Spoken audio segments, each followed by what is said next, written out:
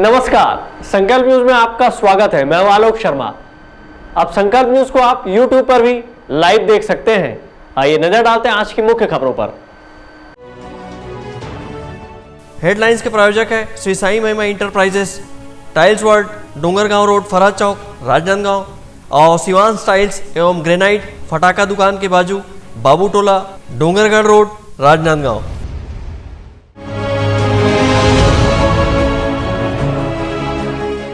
डोंगरगढ़ में रोपवे की ट्राली टूटी, एक मजदूर की मौत।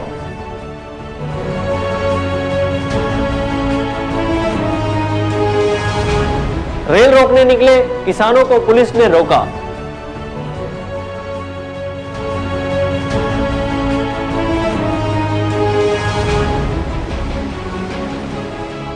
मुखबिरी के संदेह में नक्सलियों ने की ग्रामीण की हत्या।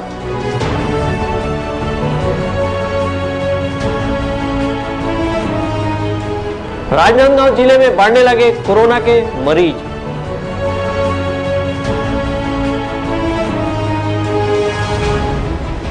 और जिले भर में रुक रुक कर हो रही बारिश से कई क्षेत्रों में भीग रहे धान।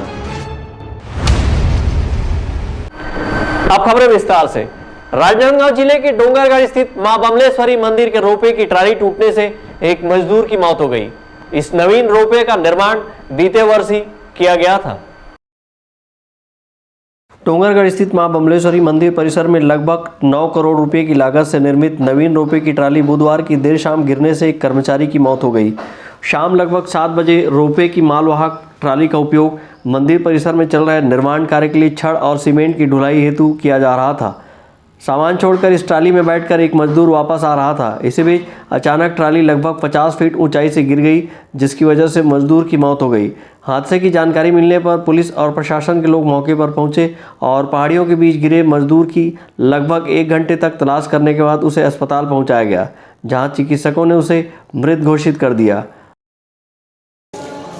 गोपी गोड़ है, 34 साल उम्र है उसकी। वो रोपवे से घर वापस आ रहा था, अकेला था रोपवे में। रोपवे गिर गई और वो जब यहाँ अस्पताल में लाया गया तो उसकी मृत्यु हो चुकी थी। उसके शरीर में बहुत जगह चोट आई है, सिर में जांग कटा हुआ है, पूरे हड्डी टूटे हुए हैं उसके जगह जगह के। इस मामले में डोंगरगढ़ के एसडीएम अविनाश भोई का कहना है कि हादसा कैसे हुआ, इसकी जांच की जाएगी। आज डोंगरगढ़ में जो मंदिर ट्रस्ट का रोपवे है, जिसमें एक गुड्स की ट्रॉली नीचे से ऊपर जा रही थी, ऊपर से खाली ट्रॉली आ रही थी, उसमें एक मजदूर जो है बैठा था। उसकी वहाँ से जो रोपवे का ट्रॉली है वो गिरने की सूचना मिली है और घायल को तत्काल अस्पताल ले आया गया है। तो सर क्या ट्रॉली मिल चुकी है सर? इसमें पुलिस जो है उसमें जो ट्रॉली उसकी जांच कर रही है कि ट्रॉली गिरा है कि उसमें रोपवे का टूटा है करके। सर जो जानकारी है, शाम के 6 बजे का ट्रॉली को नहीं चलाया जाता, उसके बाद भी सर ट्रस्ट समिति के द्वारा ये यहाँ ट्रॉली चलाई जा रही है। पब्लिक ट्रॉली नहीं चल रही थी, गुड्स की ट्रॉली चली, जिसमें सामान ले आया जा रहा था। गुड्स की ट्रॉली कभी भी चल सकती है? गुड्स की ट्रॉली है वो, उसमें सामान, गुड्स की ट्रॉली चल रही थी। सर बताया जाता है कि जो मंदिर में कोई एक्सपर्ट नहीं था, कोई इंजीनियर नहीं था, यहाँ के लोकल कर्मचारी के द्वारा चलाया जा रहा था। जाँच की जा रही है उसकी। रोपवे के टूटने से हुए हादसे में लगभग 28 वर्षीय मजदूर गोपी पटौदी ग्राम हरसिंगे निवासी की मौत हुई है। बीते वर्ष मार्च माह में इस नवीन रोपवे की शुरुआत की गई थी। डोंगरगढ़ मंदिर ट्रस्ट को रोपवे के संचालन की अनुमति शाम 6 बजे तक ही है। इसके बाद भी शाम 7 बजे के बाद तक माल की ढुलाई के लिए ट्राली का उपयोग किया जा रहा था। वहीं इस हादसे के बाद रोपवे के मेंटेनेंस पर भी सवाल खड़े हो रहे हैं। संकल्प न्यूज़ के लिए डोंगरगढ़ से महेंद्र शर्मा की रिपोर्ट।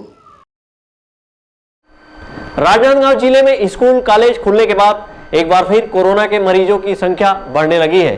बीते बुधवार को शहर के युगांतर स्कूल में 2 छात्रों और स्कूल स्टाफ के 9 लोग कोरोना पॉजिटिव पाए गए, जिसके बाद स्वास्थ्य विभाग द्वारा स्कूल में शिविर लगाया गया। शिविर के दौरान भी कोरोना पॉजिटिव सामने आए हैं। छत्तीसगढ़ प्रदेश में कोरोना का पहला केस रायपुर में आने के बाद दूसरा मामला राजनांदगांव में सामने आया था। इसके बाद राजनांदगांव जिले में कोरोना के मामले बढ़ते गए और आंकड़ा लगभग 200 मरीज प्रतिदिन जा पहुंचा था। समय के साथ हालात सुधरते गए और कोरोना वैक्सीन के आते तक यह संख्या प्रतिदिन 2 अंकों में सिमटकर महज 10 से 12 रह गई थी। वहीं बीते सप्ताह की बात की जाए तो जिले भर में 3-4 मरीज ही कोरोना के मिल रहे थे। वहीं अब शासन से स्कूल कॉलेज खोलने की अनुमति मिलने के बाद 15 फरवरी से हाई स्कूल और कॉलेज खोल दिए गए हैं। जिसके बाद जिले भर में कोरोना के मामले भी बढ़ते नजर आ रहे हैं। शहर के एक निजी स्कूल युगांतर पब्लिक स्कूल में बुधवार को एक साथ 11 कोरोना मरीज मिले हैं। वहीं जिले भर में बुधवार को 15 कोरोना मरीजों की पुष्टि हुई है। एक दिन पहले ही मंगलवार को युगांतर स्कूल में एक कोरोना पॉजिटिव पाया गया था। इसके बाद बुधवार को अन्य लोगों की भी जांच हुई और 2 कोरोना पॉजिटिव छात्र सहित स्कूल स्टाफ के 9 अन्य लोग कोरोना संक्रमित पाए गए। इसके बाद आज स्कूल में जांच शिविर लगाकर अन्य स्कूल स्टाफ की जांच की गई। इस जांच के दौरान भी कोरोना पॉजिटिव मरीज सामने आए हैं। ऐसे में जिले भर के अन्य स्कूलों में अध्ययनरत विद्यार्थियों के पालकों को अपने बच्चों की चिंता भी होने लगी है। जिले में बढ़ रही कोरोना पॉजिटिव की संख्या को लेकर मुख्य स्वास्थ्य एवं चिकित्सा अधिकारी डॉक्टर मिथिलेश चौधरी ने कहा कि लोग कोरोना प्रोटोकॉल का पालन नहीं कर रहे हैं। वहीं युगांतर स्कूल के मामले में उन्होंने कहा कि स्कूल में जांच के लिए शिविर लगाया गया है। राजनांदगांव जिले में लगातार हम लोग सैंपल लेने का काम कर रहे हैं। अभी 15 फरवरी से स्कूल खोलने के निर्देश प्राप्त हुए थे। इसी तारतम्य में टीम द्वारा युगांतर स्कूल के कुछ सैंपल लिए गए थे, जिसमें से 11 लोग पॉजिटिव आए हैं। उसमें 2 बच्चे और 9 स्टाफ हैं और आज भी वहाँ टीम गई हुई है। उनको उपचार का कार्य भी और आइसोलेट करने का काम भी किया गया है और सैंपल हम लोग लगातार लेते आ रहे हैं। साथ में जागरूक करने का प्रयास भी हमारा लगातार जारी है। बाहर निकले तो मास्क लगाएं, दूरी बनाकर रहें, हाथों को सैनिटाइज करते रहें। सर्दी खांसी बुखार या कोई भी कोरोना का लक्षण है तो 24 घंटे के अंदर जरूर जांच करवाएं। संक्रमण तो मालूम है कि मास्क नहीं लगाएंगे तो अगर कोई संक्रमित व्यक्ति के संपर्क में आता है तो उसको संक्रमण होने का खतरा 100% हो जाता है।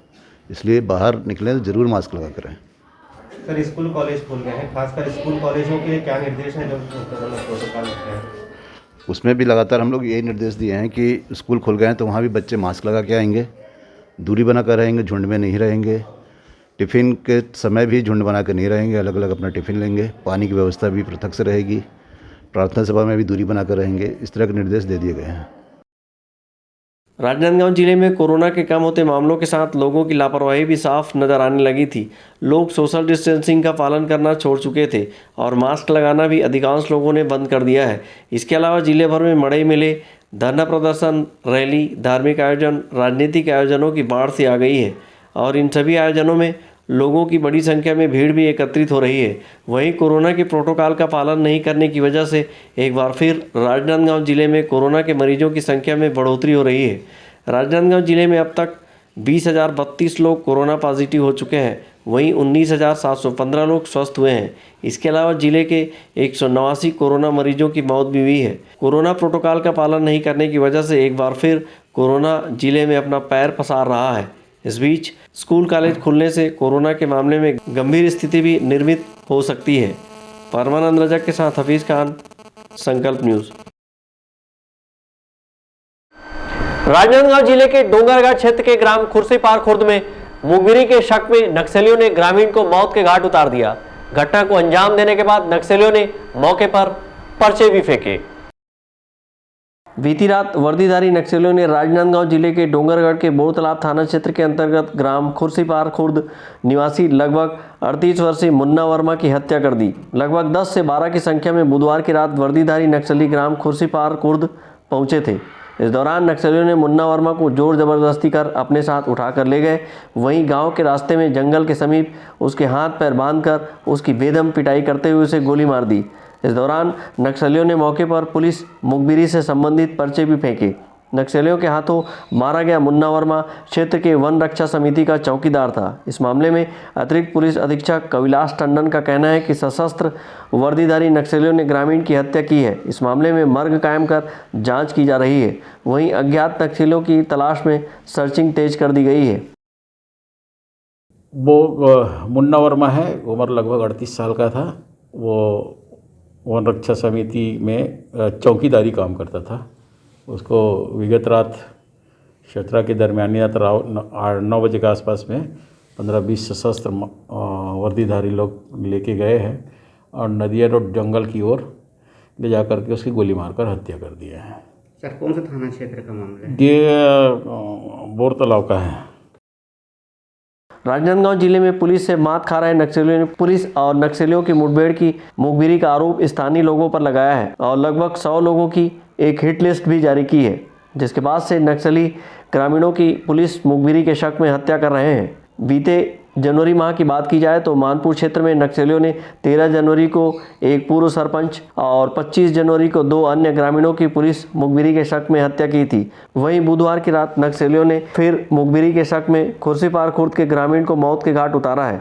लगातार हो रही ग्रामीणों की हत्या से साफ जाहिर होता है कि नक्सली क्षेत्र में सक्रिय होकर ग्रामीणों के मन में भय का वातावरण निर्मित कर रहे हैं। वहीं पुलिस ने भी नक्सलियों की हिट लिस्ट जारी होने के बाद क्षेत्र के जनप्रतिनिधियों से अंदरूनी इलाकों को छोड़कर किसी सुरक्षित ठिकाने पर जाने का पत्र जारी किया था, जिसके बाद विपक्ष द्वारा राजनांदगांव पुलिस की ऐसे पत्र पर सवाल भी उठाए गए थे। बहरहाल लगातार ग्रामीणों की हत्या किए जाने से नक्सल प्रभावित क्षेत्र में दहशत का माहौल बना हुआ है। डोंगरगढ़ से सचिन जामुलकर के साथ हफीज खान, संकल्प न्यूज। न्यायालय के आदेश के बाद जिला सहकारी केंद्रीय बैंक के अध्यक्ष सचिन बघेल ने एक बार फिर अपना कार्यभार संभाला है, जिससे उनके समर्थकों ने उनके कार्यालय पहुंचकर उन्हें बधाई और शुभकामनाएं दी। इस बोर्ड को गड़बड़ी के आरोप में पंजीयक सहकारी संस्था ने निलंबित किया था।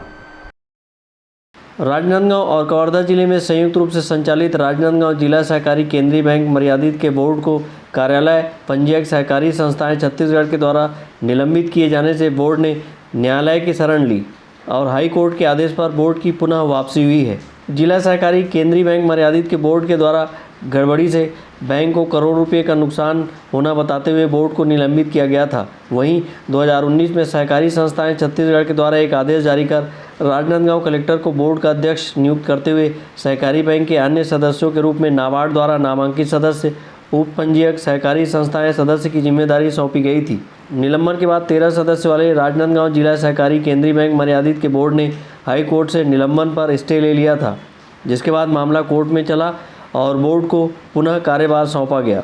जिला सहकारी केंद्रीय बैंक मर्यादित के बोर्ड के अध्यक्ष पुनः कार्यभार ग्रहण करते हुए बोर्ड के अध्यक्ष सचिन बघेल ने इसे न्याय की जीत बताते हुए कहा कि हमारे कार्यकाल का certification reserve bank of India ने दिया था और जो भी आरोप लगे थे उस आरोप को लेकर सहकारिता एक्ट में प्रावधान है, जब तक आरबीआई से अनुमति नहीं मिलती तब तक सुपरसेशन नहीं किया जा सकता है।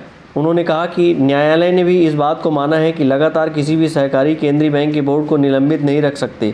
वहीं इस मामले में जिला केंद्रीय सहकारी बैंक के सीईओ सुनील कुमार ने कहा कि हाई कोर्ट के निर्देश की कॉपी प्रस्तुत करने के बाद बोर्ड को पदभार सौंपा गया है।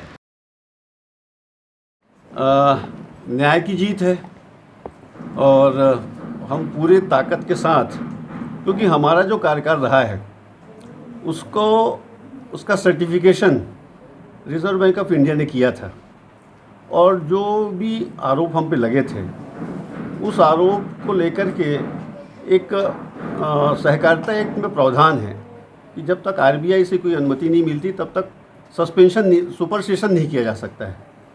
और उसके आधार पे ही प्रथम चरण में तो हमको एक राहत उससे मिल चुकी थी और न्यायालय ने भी ये बात को माना कि लगातार किसी सहकारी केंद्रीय बैंक जो है उसको 6 महीने से ज़्यादा आप निलंबन की अवधि नहीं रख सकते हैं और हमको लगातार चौथी बार भी निलंबित किया गया था। तो हम सबसे पहले जब कोर्ट में गए थे तो सैम कोशी जी के न्यायालय से जो निर्णय हुआ है वो निर्णय कल हुआ। 24/6 का हमारा क्लोज फॉर ऑर्डर हुआ था, वो निर्णय कल हुआ। कल रात को हमको ऑर्डर की कॉपी मिली, आज हमने कार्यभार ग्रहण कर लिया। पूरे हमारी टीम, हमारे शशिकांत द्विवेदी जी, हमारे उपाध्यक्ष दोनों राधेलाल साहू जी, सावित्री द्विवेदी जी, पूरे हमारे मेंबर्स, हम सब ने आज कार्यग्रहण कर लिया है। सीओ वर्मा जी ने हमको कार्यभार ग्रहण करवाया है और मैं ये मानता हूँ कि ईमानदारी से काम करने से और न्याय पे भरोसा रखने से समय देर लग सकता है लेकिन अंधेर नहीं है। इस पे हमारा भरोसा था और हम उस पर सफल हुए हैं। माननीय उच्च न्यायालय के आदेश के तहत संचालक मंडल के समस्त सदस्य एवं अध्यक्ष श्री सचिन सिंह बघेल, उपाध्यक्ष द्वय द्वारा आज कॉपी की प्रति बैंक को उपलब्ध कराई गई और उन्होंने माननीय उच्च न्यायालय के निर्देशानुसार उपस्थिति संचालक मंडल के सभी सदस्यों ने दी। कुल कितने सदस्य हैं सर और कौन-कौन से पद हैं? अध्यक्ष हैं, उपाध्यक्ष हैं, एक महिला उपाध्यक्ष हैं, एक पुरुष उपाध्यक्ष है और अध्यक्ष हैं, माननीय संचालक सदस्यगण हैं, 9 अन्य। अगस्त 2019 से जिला सहकारी केंद्रीय बैंक मर्यादित के बोर्ड को 4 बार निलंबित किया गया। न्यायालय के आदेश के बाद एक अध्यक्ष, 2 उपाध्यक्ष और 9 अन्य सदस्यों ने पुनः कार्यभार संभाला है। जिला सहकारी केंद्रीय बैंक मर्यादित के बोर्ड के सदस्यों को उनके शुभचिंतकों ने बधाई और शुभकामनाएं दी है। अवधेश यादव के साथ हफीज खान, संकल्प न्यूज़। राजनांदगांव जिले के किसानों और आदिवासियों द्वारा केंद्रीय कृषि बिल के विरोध में आयोजित रेल रोको आंदोलन किया गया। रेल रोकने जा रहे किसानों को पुलिस ने रोका और गिरफ्तार किया। राजनांदगांव जिले के किसान आदिवासियों ने केंद्रीय कृषि बिल के विरोध में रेल रोको आंदोलन का आयोजन किया था, लेकिन बीच में ही पुलिस ने बैरिकेड लगाकर किसानों को रोका है। पुलिस के द्वारा किसानों को रेलवे स्टेशन तक पहुंचने नहीं दिया गया। इस दौरान किसानों ने अपनी गिरफ्तारी दी है। रेल रोको आंदोलन के पूर्व किसानों ने कलेक्टर कार्यालय के समीप फ्लाईओवर के नीचे सभा आयोजित की और हाल ही में पारित केंद्रीय कृषि बिल को काला कानून बताया है। जितने भी राजनीतिक पार्टी हैं, कांग्रेस, भाजपा, समाजवादी, बहुजन समाज पार्टी, आम आदमी पार्टी, सारों का इसके राष्ट्रीय हित में एक हो जाना उचित होगा। और जब तक ये काले कानून वापस नहीं होते, समर्थन मूल्य गारंटी कानून पास नहीं होता, तब तक के जारी किसानों के संघर्ष में समाज के हर तबके से हम आह्वान करते हैं कि वो इस आंदोलन का समर्थन करें। ये सिर्फ किसान मजदूर और को बचाने का आंदोलन नहीं है, ये आम जनता, आम उपभोक्ता और समूचे राष्ट्र के हित की लड़ाई है। सभा के पश्चात किसान आदिवासियों ने शहर में रैली निकालकर रेल रोकने रेलवे स्टेशन की ओर पहुंचने लगे। इस दौरान पुलिस ने रेलवे स्टेशन के समीप बैरिकेड्स लगाकर रोका और किसानों को स्टेशन तक नहीं पहुंचने दिया। किसान सरकार के खिलाफ जमकर नारेबाजी करते रहे। रेल रोको आंदोलन को कांग्रेस ने भी अपना समर्थन दिया और अपनी गिरफ्तारी दी है। इसी तरह किसान और आदिवासियों ने अपनी गिरफ्तारी दी है, जिसके लिए पुलिस ने पुलिस लाइन को अस्थायी जेल बनाया था। अवधेश यादव और बीते 3 दिनों से खराब हुए मौसम के बीच राजनांदगांव जिले के अलग अलग क्षेत्रों में रुक रुक कर बारिश हो रही है।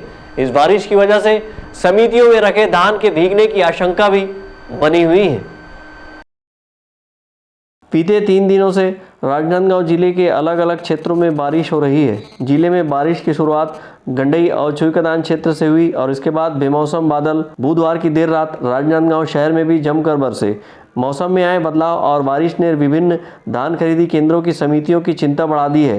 राजनांदगांव जिले में 132 सेवा सहकारी समितियों के माध्यम से 139 धान खरीदी केंद्रों में समर्थन मूल्य पर धान की खरीदी की गई थी। 29 जनवरी को धान खरीदी के अंतिम दिन के बाद से जिले के विभिन्न धान खरीदी केंद्रों में धीमे परिवहन की वजह से धान जाम पड़ा हुआ है, जिसको लेकर बीते दिनों विभिन्न समिति प्रबंधकों ने धरना प्रदर्शन करते हुए धूप और बारिश के प्रति चिंता व्यक्त करते हुए जल्द से जल्द धान परिवहन की मांग की थी, लेकिन 100% धान का परिवहन अब तक नहीं हुआ है।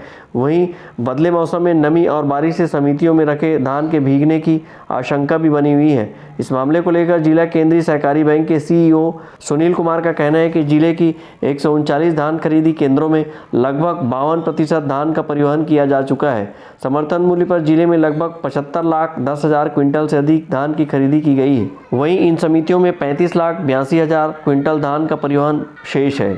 सहकारी बैंक के सीईओ ने कहा कि मौसम को देखते हुए सभी समितियों को धान की बोरियों में कैप कवर लगाकर ढकने के निर्देश के साथ ही पानी निकासी की व्यवस्था बनाने कहा गया है। राजनांदगांव जिले में 139 धान खरीदी केंद्रों के माध्यम से धान खरीदी की गई थी, जिसमें कि 52% धान का परिवहन हो चुका है।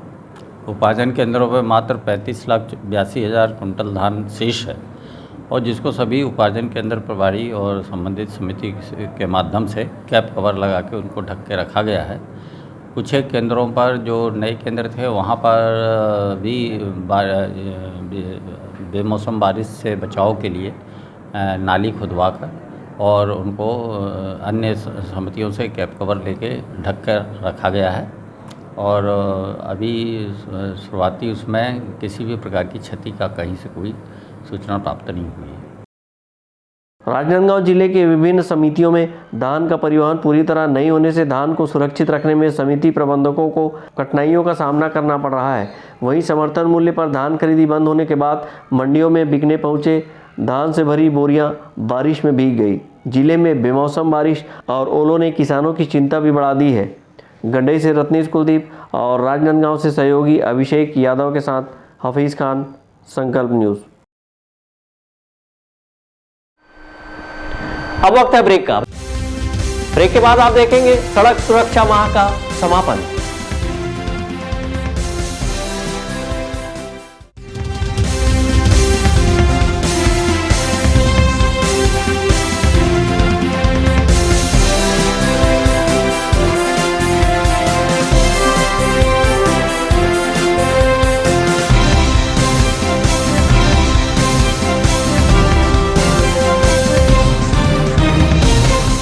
सभी सम्मानीय उपभोक्ताओं का आभार।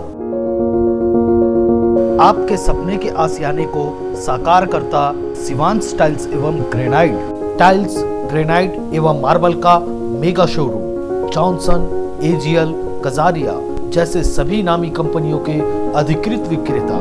टाइल्स, मार्बल एवं सैनिटरी वेयर्स की विशाल रेंज सबसे कम कीमत पर। हमारे यहाँ नल फिटिंग और पाइप फिटिंग की सुविधा उपलब्ध है। आप सभी के प्यार और सहयोग से सफलतम तीसरे वर्ष में अग्रसर। शिवांश टाइल्स एवं ग्रेनाइट, शहर से मात्र 2 किलोमीटर दूर, नवागांव बाबूटोला फटाका दुकान के बाजू, डोंगरगढ़ रोड, राजनांदगांव। एक घर नहीं है सही फर्नीचर के बिना। आपके सही फर्नीचर का पूरा ध्यान रखता है महावीर फर्नीचर्स। सभी प्रकार के पलंग, दीवान, फोल्डिंग पलंग, luxury sofa set, bedroom set से लेकर सभी प्रकार के office furniture, revolving chair, TV unit सहित डाइनिंग व ड्रेसिंग टेबल का भरपूर स्टॉक एक ही छत के नीचे। ऑटोमेटिक मशीन से निर्मित स्टील अलमारी, ब्रांडेड कंपनियों के गद्दे व furniture, branded plastic chair, centre table, study table, folding सीढ़ी, सभी सामान थोक व चिल्लर भाव में। आपके जगह व साइज अनुसार सभी फर्नीचर ऑर्डर से भी बनाया जाता है। TV, fridge, window plus plastic cooler जैसे इलेक्ट्रॉनिक सामानों का ऑर्डर लिया जाता है। स्टील से संबंधित सभी कार्य किए जाते हैं। शादी सीजन के लिए कम। एक घर नहीं है सही फर्नीचर के बिना। आपके सही फर्नीचर का पूरा ध्यान रखता है महावीर फर्नीचर्स। सभी प्रकार के पलंग, दीवान, फोल्डिंग पलंग, लग्जरी सोफा सेट, बेडरूम से। अपने घर, ऑफिस और शोरूम को दीजिए नया लुक हमारे साथ। श्री साईं महिमा enterprises tiles world. Flooring, tiling और सैनिटरी वेयर का नवीनतम शोरूम। मन भावन और दिल को छू लेने वाली टाइल्स का एक्सक्लूसिव कलेक्शन। सभी ब्रांडेड कंपनियों के granite, Italian marble, designer tiles, wooden flooring के साथ ढेरों स्टाइलिश प्रोडक्ट्स, किचन सिंक और बाथरूम एक्सेसरीज की विशाल रेंज अब आपकी पहुंच में। श्री साईं महिमा एंटरप्राइजेस टाइल्स वर्ल्ड एंड फटाका मॉल, फरहद चौक, डोंगरगांव रोड, राजनांदगांव। कॉल 9009975412 और 9994574412।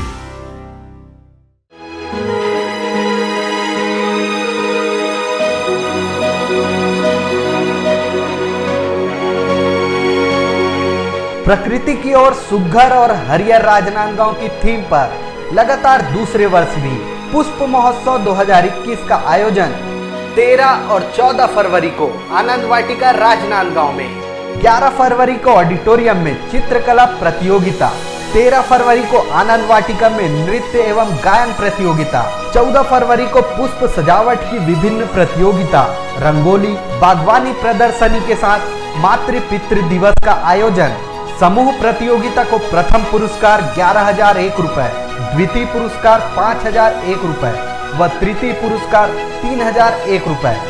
आयोजक नगर पालिक निगम राजनांदगांव, छत्तीसगढ़।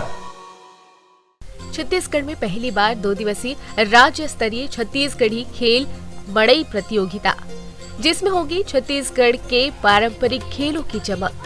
20 और 21 फरवरी दुर्ग जिले के पाटन में सीएम भूपेश बघेल करेंगे प्रतियोगिता का शुभारंभ।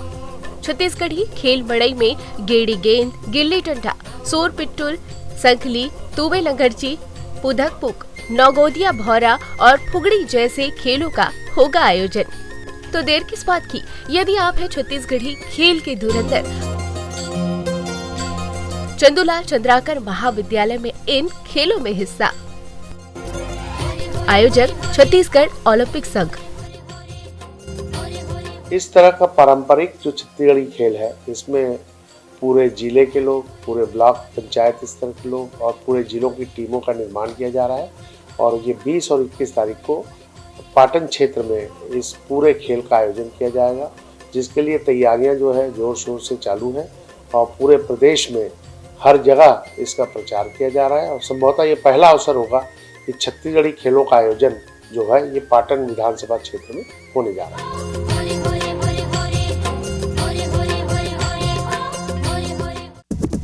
भारत की सभी लीडिंग ब्रांड्स एक ही छत के नीचे। राज मार्केटिंग। सभी प्रकार के इलेक्ट्रॉनिक्स आइटमों की विशाल रेंज, जैसे TV, fridge, AC, mobile, mixer grinder व और भी इलेक्ट्रॉनिक सामान। इस वैवाहिक सीजन सबसे लेटेस्ट वैरायटी और अपने बजट की मात्र एक दुकान। सभी प्रकार के branded LED TV LG, Panasonic, Samsung, Intex सभी साइजों में उपलब्ध। Bajaj finance, HDB finance home credit के द्वारा 0% ब्याज में आसान किस्तों पर एक्सचेंज ऑफर। करे कैशलेस खरीदी और लकी ड्रॉ में शामिल होकर जीतिए वॉशिंग मशीन। सर आइए तो सही रुकिए तो सही, मिलिए तो सही। जल्दी करें, राज मार्केटिंग, भारत साइकिल स्टोर्स के बाजू में, जूनी हटरी, राजनांदगांव। अपना बाजार, सभी प्रकार के आइटमों का भरपूर स्टॉक। कंप्लीट फैमिली शॉपिंग का मजा लीजिए बिल्कुल सस्ते दामों पर। घरेलू उपयोग की हर चीज आपको मिलेगी। Artificial jewellery, crockery, ladies, gents and kids footwear, readymade कपड़े एंड हैंडलूम आइटम्स और खिलौने की एक्सक्लूसिव रेंज। साथ ही कंप्लीट किचनवेयर आइटम्स जैसे क्रॉकरी, स्टील आइटम्स, प्लास्टिक के सामानों की विशाल रेंज, घर सजावट के सामान, कॉस्मेटिक्स, बेल्ट, पर्स, परफ्यूम और भी बहुत कुछ। तो फिर देर किस बात की, पूरे परिवार के साथ आइए। अपना बाजार, अली मार्केट, गुड़ाखू लाइन, राजनांदगांव।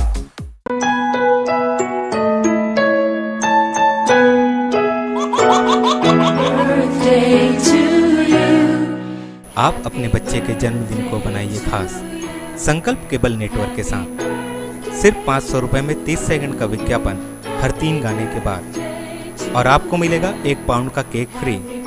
आप अपने बच्चे की तस्वीर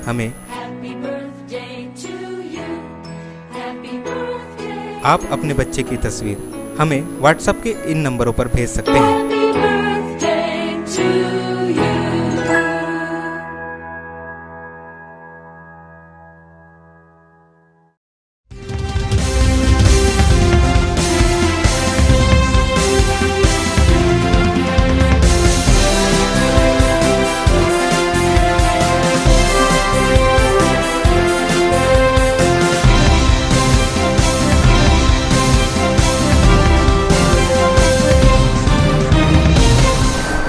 ब्रेक के बाद आपका स्वागत है। राजनांदगांव में यातायात पुलिस द्वारा आयोजित राष्ट्रीय सड़क सुरक्षा माह का समापन बुधवार की शाम को किया गया। सड़क सुरक्षा माह के दौरान विविध आयोजनों में शामिल होने वाले लोगों को सम्मानित किया गया। राजनांदगांव जिले में यातायात पुलिस द्वारा आयोजित राष्ट्रीय सड़क सुरक्षा माह का समापन बुधवार को किया गया। समापन समारोह में महापौर Hema Deshmukh, collector Topeshwar Verma, SP D Shravan Kumar उपस्थित थे। राष्ट्रीय सड़क सुरक्षा माह बीते 17 जनवरी से शुरू किया गया था। इस दौरान पुलिस विभाग द्वारा विभिन्न आयोजन कर लोगों को यातायात के प्रति जागरूक किया गया। समापन समारोह में यातायात जागरूकता में अपने सहभागिता निभाने वाले सामाजिक संस्था सहित अन्य लोगों का सम्मान किया गया। जी का संगीत रहा है, मैं उन्हें आमंत्रित करूंगा। बहुत सीनियर संगीतकार जिन्होंने कई भजन अपने नाम से गाए हैं और पूरे प्रदेश।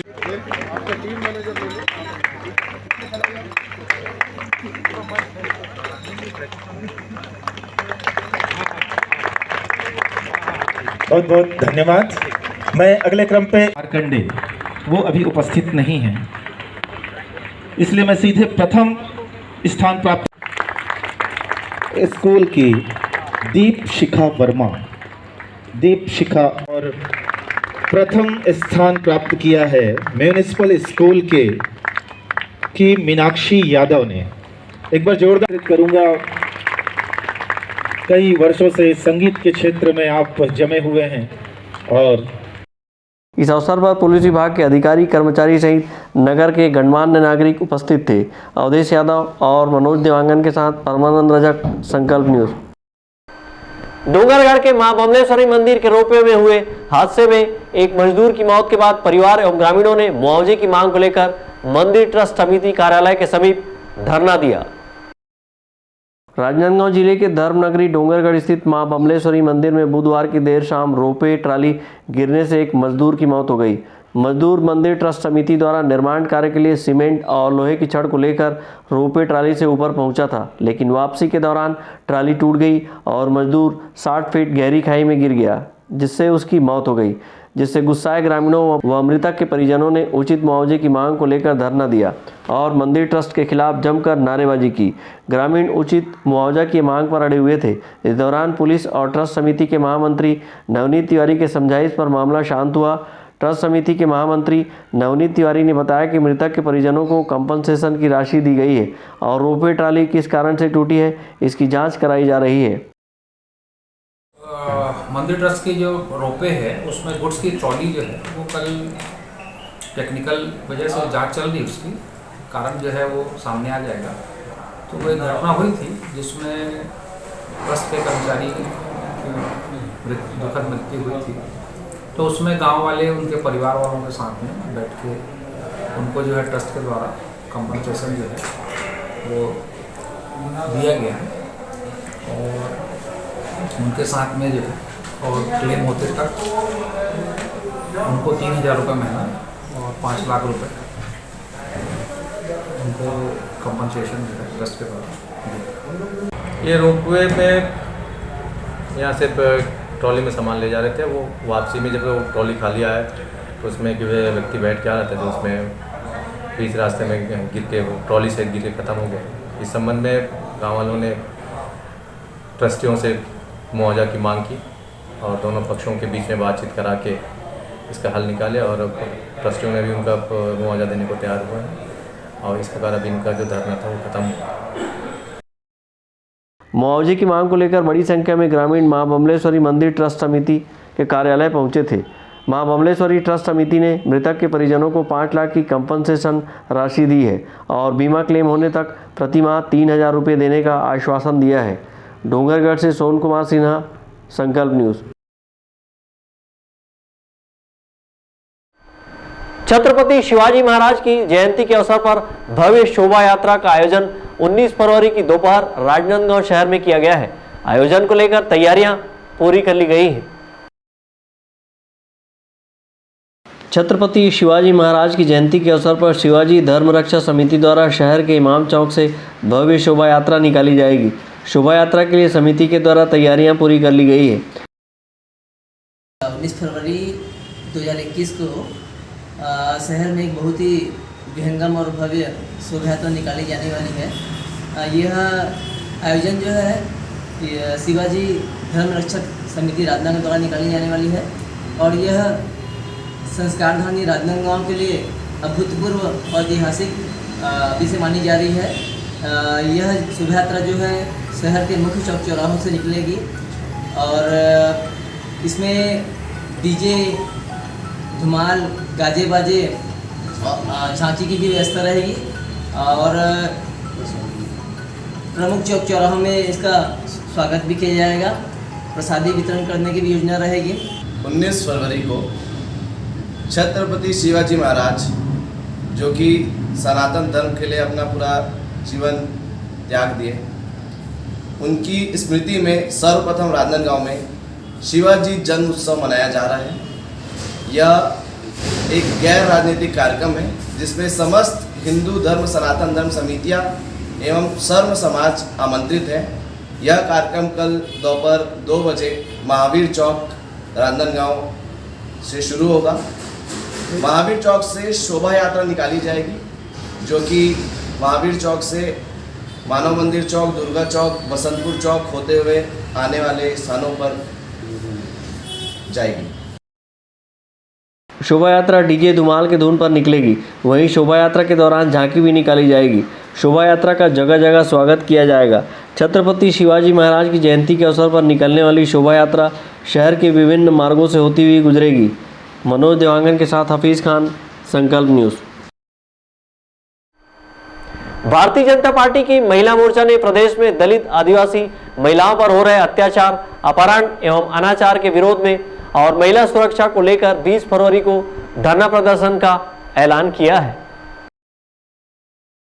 भारतीय जनता पार्टी महिला मोर्चा राजनांदगांव ने गुरुवार को एक प्रेस वार्ता लेकर बताया कि छत्तीसगढ़ प्रदेश में दलित आदिवासी महिलाओं पर हो रहे अत्याचार, अपहरण और अनाचार के विरोध में 20 फरवरी को जिला स्तरीय धरना प्रदर्शन करेगी और राज्यपाल के नाम एक ज्ञापन कलेक्टर को सौंपेगी।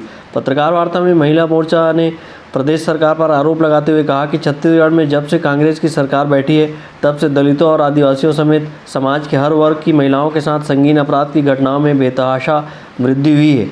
वहीं सरकार इस विषय को लेकर मौन साधे हुए है। उन्होंने बताया कि सड़क की आंदोलन से सरकार नहीं जागी तो हल्ला बोल के तहत सत्र के दूसरे सप्ताह में विधानसभा का घेराव करेगी।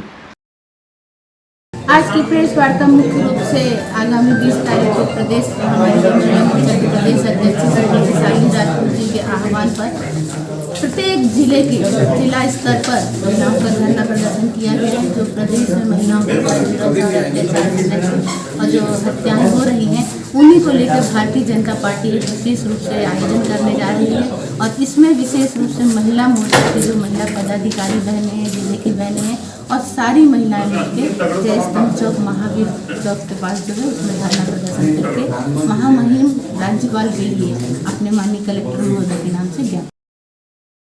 प्रदेश भारतीय जनता पार्टी के आह्वान पर भाजपा महिला मोर्चा महिला सुरक्षा को लेकर पूरे प्रदेश के प्रत्येक जिले में 20 फरवरी को धरना प्रदर्शन करेगी और इस ओर सरकार का ध्यान आकृष्ट करेगी। प्रेस वार्ता के दौरान जिला भाजपा महिला मोर्चा के पदाधिकारी एवं कार्यकर्ता उपस्थित थी। मनोज देवांगन और अंकालू साहू के साथ परमानंद रजक, संकल्प न्यूज़। कोरोना को हराना है, मास्क जरूर लगाना है, सोशल डिस्टेंसिंग का पालन करें, वैक्सीन आई पर ढिलाई ना है, घर से बाहर निकलने पर मास्क जरूर लगाएं। आज की खबरों में बस इतना ही, हमें दीजिए इजाजत, नमस्कार।